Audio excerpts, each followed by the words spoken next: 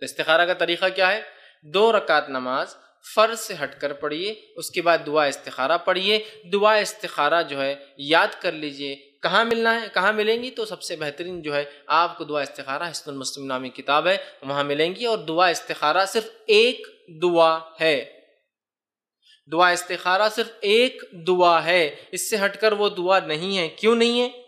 اس لیے کہ صلاۃ الاستخارہ کے بعد جو دعا ہے اس کے الفاظ نبی اکرم صلی اللہ علیہ وسلم صحابہ کو سکھائے ہیں، اس سے ہٹ کے ہمیں نہیں پڑھنا ہے۔ کیوں نہیں پڑھنا ہے؟ اس لیے کہ آپ صلی اللہ علیہ وسلم دعا استخارہ ایسے سکھاتے تھے جیسے صورتیں سکھاتے تھے، ہے نا۔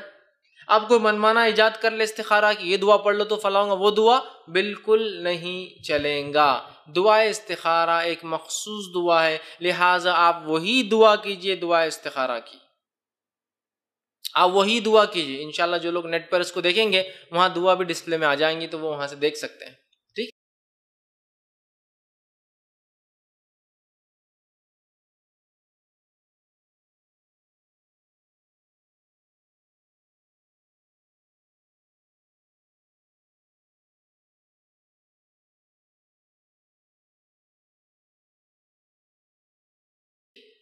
تو دعا استخارہ ایک مخصوص دعا ہے، اس دعا کو آپ کو اور مجھے پڑھنا ہے۔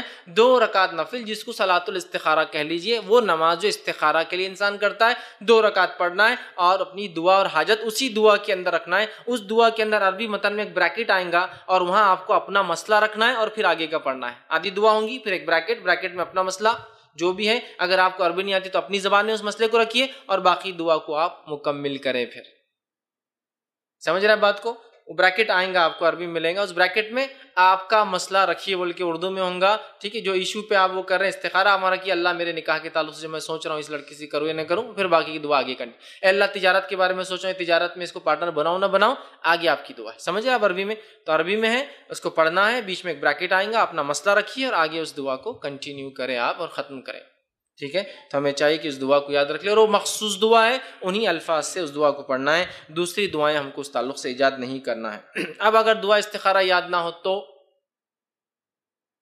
دعا استخارہ جس شخص کو یاد نہ ہو تو وہ دیکھ کر پڑھے، سمجھ رہے؟ دیکھ کر پڑھے، دیکھ کر بھی نہیں پڑھ سکتا ہے تو کسی سے پڑھوائے اور پھر خود لفظ کو دہرائے۔